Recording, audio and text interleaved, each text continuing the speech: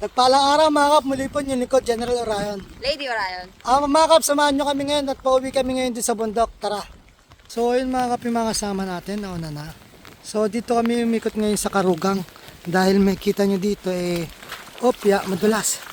So malakas na yung ilog. May kita nyo isang tatawiran namin doon.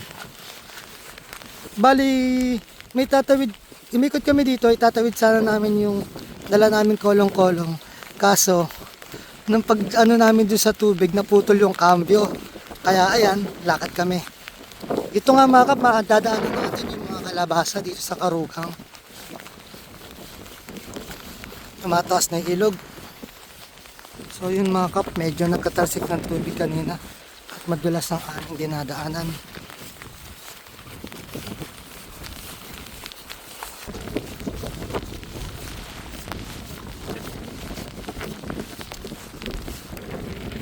Siguro mga 15 minutes or ngayon, 15 or 20 minutes nandun na kami sa bahay, sa bundok.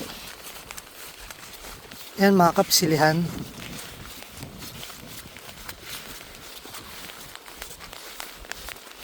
So, bumaba kami para lang bumili si Lady ng ganyan, milk tea.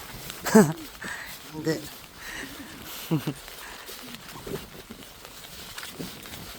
So, dinamuhan yung silihan dito. Ayan mga kapsilyo. Hindi na-harvest. Baka siguro mababa ang presyo. Kaya hindi nila na-harvest. So, putik at madulas.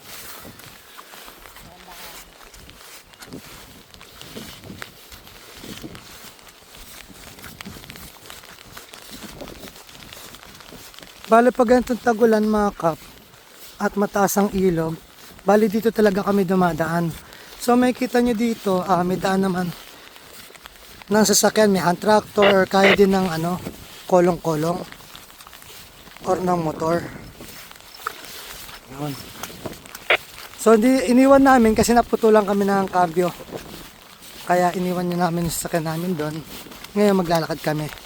So doon pa kami pupunta. Doon sa may banda dyan sa may sunog. Yan.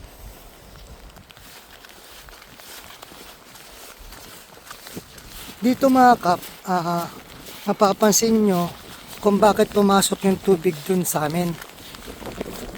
Diyan Yan. So dyan siya naghati. Lapitan pa natin.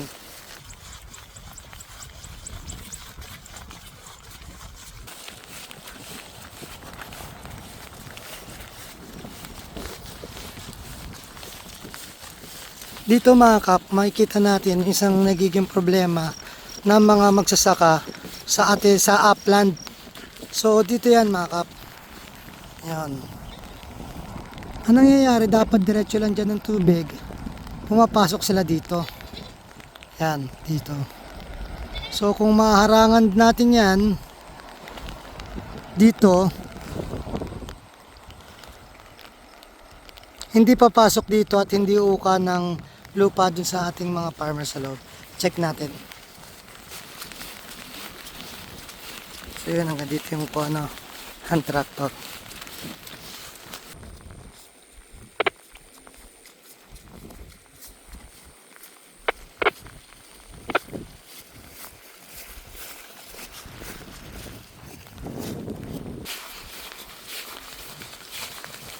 Bali nasa kalahati na tayo na mga kapsan ng destination natin.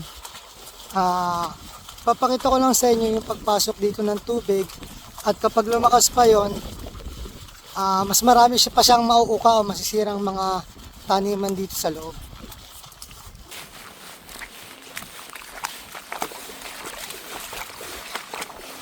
Kung palabas kami kanina mga kap, wala pa tong tubig. Ngayon meron na.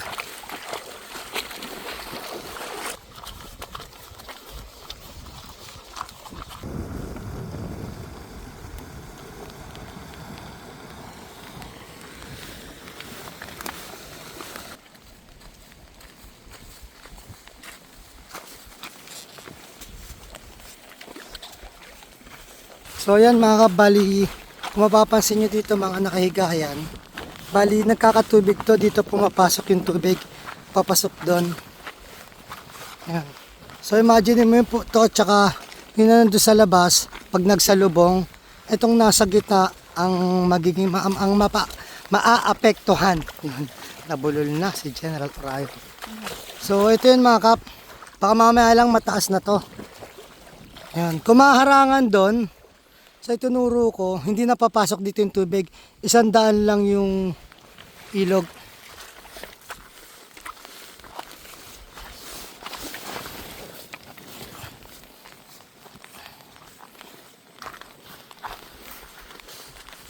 Maraming salamat mga kap sa pagsama sa amin. Muli po yung lingkod, General Orayon. Lady Orayon. Mataos puso po nagpapasalamat sa inyo na walang sawang panonood sa aming mga video at live.